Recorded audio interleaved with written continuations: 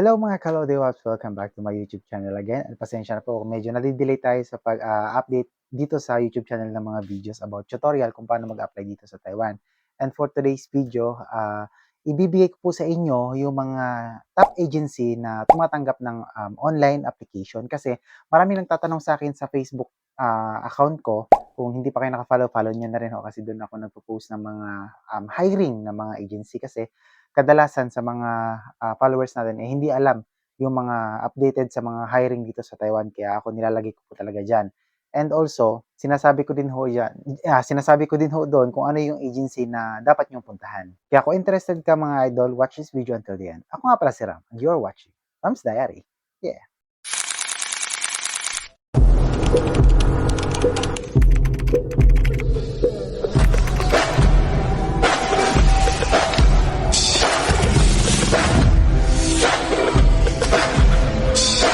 So yun, huwag nating patagalin pa mga idol, no? Ang unang agency na tumatanggap po ng online application is si Everbest, okay? Si Everbest po, actually, hindi lang naman siya Taiwan. Marami rin naman siyang mga hawak na mga ibang bansa na pwede rin or tumatanggap rin sila ng factory worker.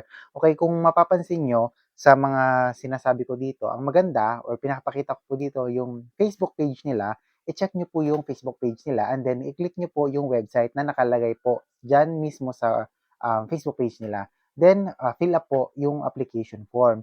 And once po na nakapag-fill up na po kayo, hintayin nyo lang po yung tawag kasi i-evaluate po nila yung application nyo kung qualified po kayo. Ngayon, kung qualified po kayo, ite-text or tatawagan po nila kayo for interview or screening ng mga documents. Ngayon, kung hindi po kayo tinawagan mga 1 week na or 2 weeks na, it's time po na fill up po kayo ulit ng panibagong form. Next naman po is si JS Contractor. Ayan.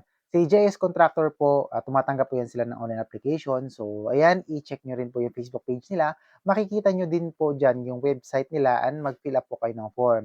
And hindi lang naman din po Taiwan ang hawak nila. You can also check din po sa ibang bansa. Malay mo kung hindi po kayo sinuwerte sa Taiwan, meron pa kayong another option. Next naman po is si Jedical International na agency. Yan, i-check nyo rin po yung Facebook page nila. Basta yung pinapakita ko dito, always nyo po i-check yung Facebook page nila and also like or i-follow nyo na rin po sila para mag-pop up po sila sa newsfeed nyo, lalo na kung may mga bago silang post. Itong si Jedical po no, is base sa mga naririnig ko or mga comment and suggestion ng mga ibang nagtatrabaho dito sa Taiwan na under ng Jedical agency is mabilis po yan sila mag-process lalo na po kung qualified po kayo. Pero pag hindi po talaga kayo qualified, medyo matatagalan po yung pag-contact nila sa inyo. Pero wag po kayong mawalan ng pag-asa. Mas maganda, mag-fill up pa rin po kayo ng application form sa kanila. Mas magandang marami kayong mapasahan, much better, di ba? Next naman po is si iQuest. Ayan. Si iQuest naman is pwede rin, wala naman ata silang website pero tumatanggap po yan sila through Gmail or through email. Kaya mas maganda ano po kayo, magpasa po kayo dyan. And guys, meron po akong tip sa inyo. Kapag once na papasa po kayo ng application nyo through email, make sure lang po na isalin nyo na po yung scan copy or picture ng mga documents or requirements nyo.